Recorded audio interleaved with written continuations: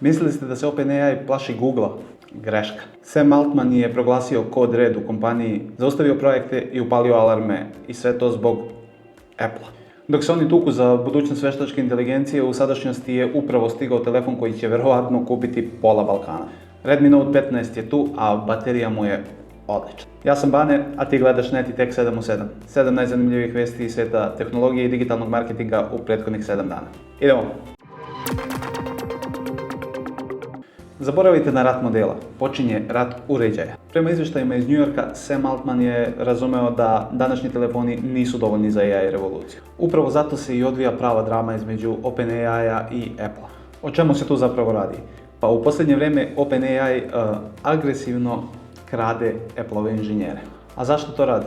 Pa priča se da OpenAI već uveliko radi na sopstvenom hardveru sa legendarnim Johnnyem Iveom, čovjekom koji je upravo u Apple-u dizajnirao iPhone. A šta im je cilj? Cilj im je da naprave uređaj koji će zameniti telefone kao prozor u AI svijet. I to nužno neće biti neka vrsta telefona. Za sada ostaje enigma šta to spremaju, ali već uveliko se spekuliše o tome. Altman se kladi na to da software nije dovoljan ako ne kontrolišete gvožđe, odnosno uređaje. A šta se dešava sa Apple-om? Pa oni su u malom problemu. Ključni ljudi im odlaze u Metu i OpenAI, a istovremeno morali su da traže pomoć od Googlea, odnosno testiraju Gemini za svoju Siri aplikaciju.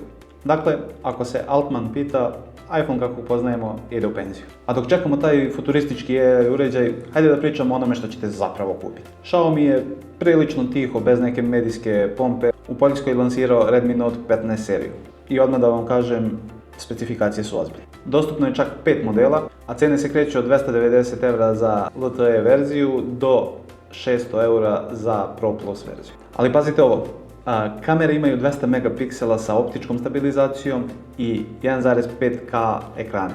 Ljudi, to je teritorija flagship modela od pre 2 godine. Kada je baterija u pitanju, imamo raspon od 5500 mAh do čak 6580 mAh. Zveri. Ovo je vjerojatno kraj punjenja telefona svakog dana za onog prosječnog korisnika koji je i zapravo kupac Redmi telefona. Xiaomi ovdje definitivno ide na sigurno, daju nam ono što zapravo želimo. Dobru kameru, vrhunsku bateriju i dobar ekran. Ali Xiaomi nije jedini koji želi vaših 300 €. Jer odmah za vratom im dišu Realme i Poco sa potpuno različitim strategijama. Hajde da krenemo sa Realme 16 Pro. Oni su skapirali da ne mogu i ne treba svi da se takmiče u sirovoj snazi. I zato su odlučili da budu lepi. Nova 16 Pro serija stiže uskoro i Realme tvrdi da donosi premium dizajn u srednju klasu. Očekujte zakrivljene ekrane, tanja kućišta i dizajn telefona od 1000 €, samo što košta 3 puta manje. Sa druge strane, Poco ne zanima šminka.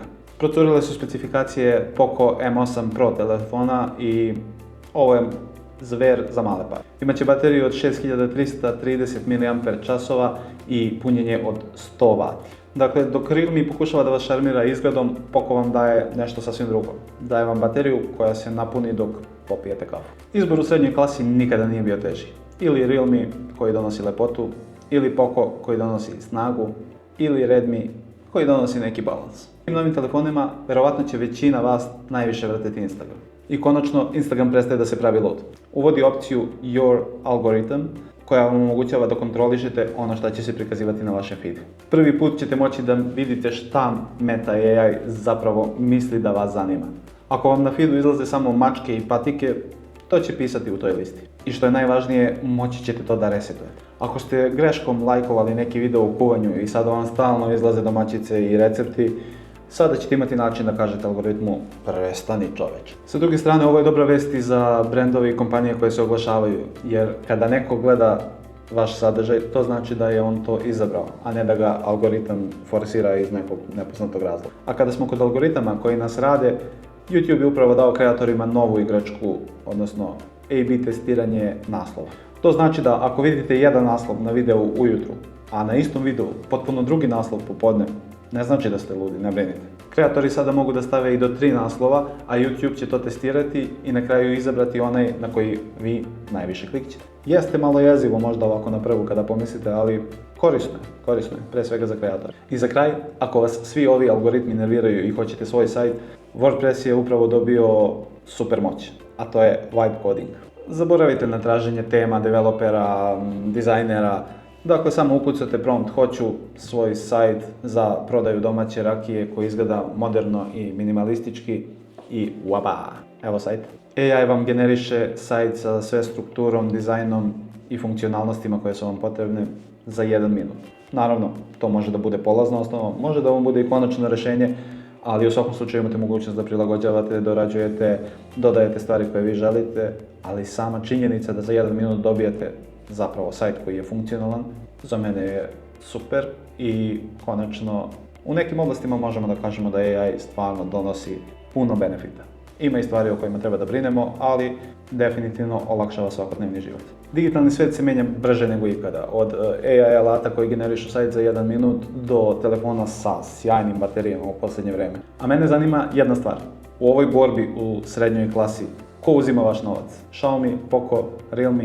Pišite mi u komentarima, a ako vam se svidjela ova epizoda, pritisnite like, podelite sa prijateljima koje može da zanima ovo ili ove i slične teme, subscribeujte se na kanal jer nam to pomaže da kanal raste. Ukoliko vas zanima više o tehnologiji i digitalnom marketingu, sve možete naći na sajtu nettech.rs, a mi se vidimo sljedećeg petka.